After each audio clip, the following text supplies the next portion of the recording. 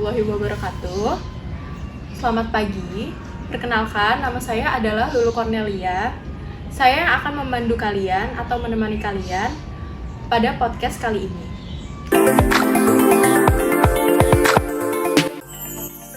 Bispeak adalah podcast yang unik, seru, dan juga yang tidak kalah penting adalah mempunyai narasumber yang sangat berpengalaman atau memiliki kemampuan dalam organisasi dalam bidangnya masing-masing. Selamat datang di Bispeak.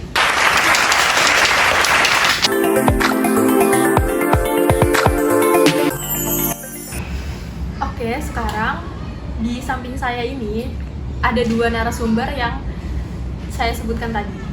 Boleh tolong dimintai untuk perkenalan? Nah, dimulai dari sebelah kanan saya dulu, boleh diperkenalkan? Hai, perkenalkan nama aku Jenny. Selanjutnya di sebelah kiri saya. Halo, nama aku Adinda. Nah, kalian berdua apa kabar? Selain ngampus, kesibukan kalian apa lagi? Kabar aku baik. Selain ngampus, aku juga organisasi di kampus sih. Kalau Adin bagaimana? Sama, selain ngampus juga ada organisasi, khususnya di tari sih, di bidang tari kayak gitu. Menurut kalian berdua, apa sih pengertian komunikasi? Menurut aku, komunikasi adalah penyampaian informasi atau pesan dari satu pihak ke pihak lainnya. Bagaimana dengan Adin? Menurut aku, komunikasi adalah pertukaran informasi, ide atau perasaan dari individu ke individu lain, ataupun juga ya memberikan informasi secara langsung ataupun tidak langsung. Dan komunikasi kan ada non-verbal dan verbal gitu sebenarnya. Dan selanjutnya, menurut kalian apa sih komunikasi verbal dalam sebuah organisasi kalian yang masing-masing? Nah, kalau menurut aku dalam bidang tari, komunikasi verbal dalam bidang tari itu seperti kan interaksi secara langsung gitu. Pasti kayak misalkan oh nih tangannya kurang lurus atau masih tangannya aturan di atas kayak gitu, interaksi antara pelatih sama murid kayak gitu. Terus ada lagi kalau kita lagi diskusi karya, pasti kan kayak kayaknya nggak kayak gitu deh hitungannya, kayak gitu. Misalkan hitungannya kan 1-8 atau misalkan cuma kayak itu cuma 4 doang, atau misalkan 1x8, 2x8 gitu. Interaksi aja sama diskusi sama nyesuaiin ke musiknya kayak gitu sih. Terus kalau misalkan ngomongin kayak pola lantai atau formasi kayak gitu kan pasti formasinya apa nih, V. Jadi misalkan penarinya ada 7 orang jadi harus bentuk V kayak gitu aja sih. Oke, itu tadi adalah perspektif dari Adinda. Untuk selanjutnya saya ingin meminta perspektif dari Jenny. Kalau aku kan lagi ikut organisasi di kampus itu MPM ya. Nah, jadi kalau komunikasi verbalnya itu bisa lewat presentasi. Nah, ini biasanya anggota-anggota itu kepala divisinya memberikan presentasi tentang apa proyek kerja yang akan dilakukan. Arahan. Ya, bisa arahan. Terus juga biasanya ada rapat secara keseluruhan tim. Nah, terus bisa juga biasanya seminar. Kita kan nanti ada proyek seminar, nanti kita akan lakuin itu. Terus apalagi ya, mungkin kayak diskusi-diskusi biasa aja sih kalau misalkan komunikasi verbal itu. Terima kasih kepada kedua narasumber yang telah hadir, yang telah menyisakan waktunya untuk hadir ke dalam podcast Bispeak ini.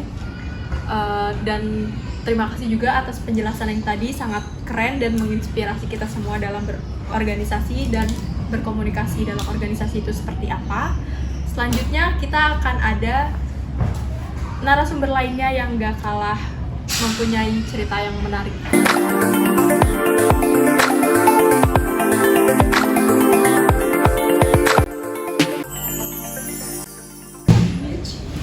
Oke, halo semuanya, kembali lagi dengan podcast Bispeak kami dari kelompok 1 di sesi kedua. Jadi podcast ini dengan saya sendiri, Andini, dan dua narasumber saya yaitu Diva dan Sadam. Halo Diva. Halo Sadam. Nah, gimana sih kalian menanggapi adanya miskomunikasi antar pribadi ataupun dengan organisasi atau atasan lain?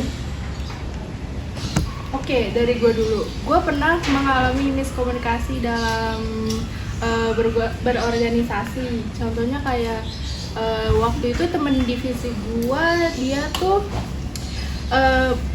sifatnya tuh kelihatannya kayak sombong, bersifat acuh tak acuh gitu kan.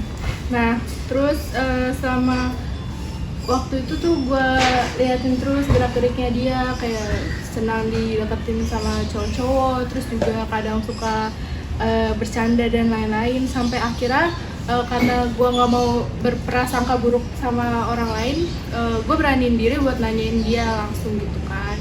Terus akhirnya gue ngomong pada saat itu, gue nanya, dan ternyata yang baru gue tahu ternyata dia itu nggak bisa mendengar dan nggak bisa berbicara gitu, dia tuli. Dan akhirnya karena gue juga nggak tahu ternyata dia tuli, gue di situ merasa bersalah banget, udah berprasangka buruk sama orang lain.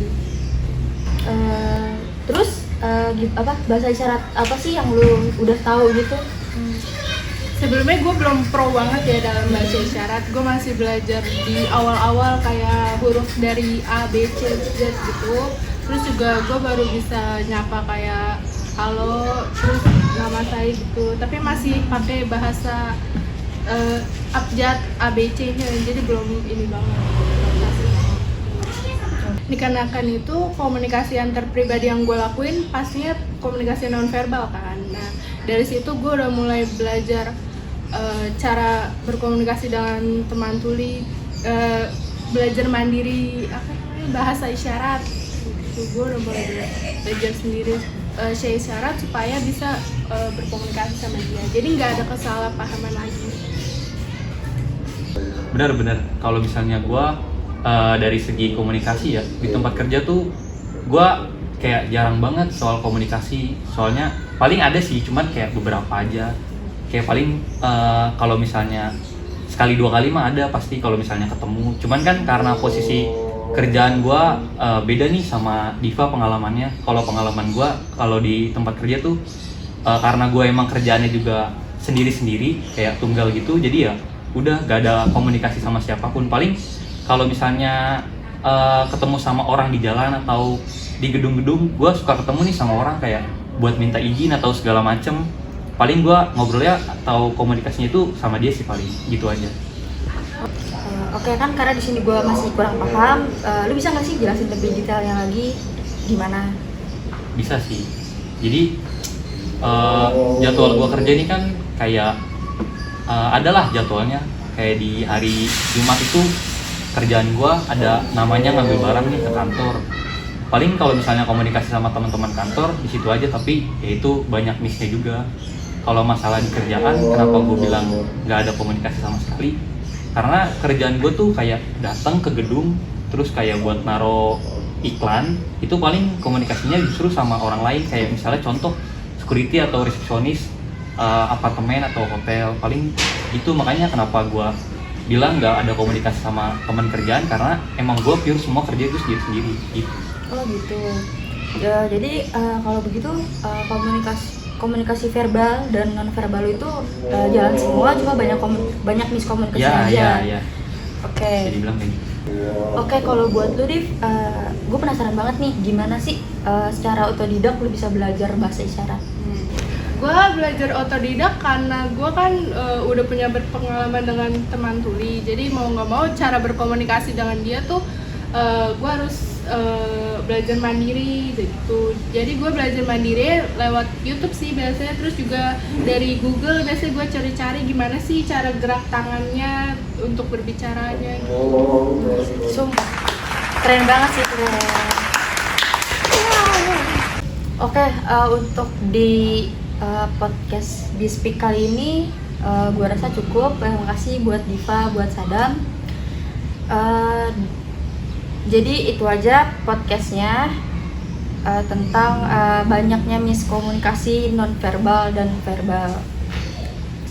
Sekian podcast dari kelompok kami tentang komunikasi bisnis verbal dan non-verbal. Terima kasih sudah menonton. Jangan lupa like, comment, and subscribe. Terima kasih.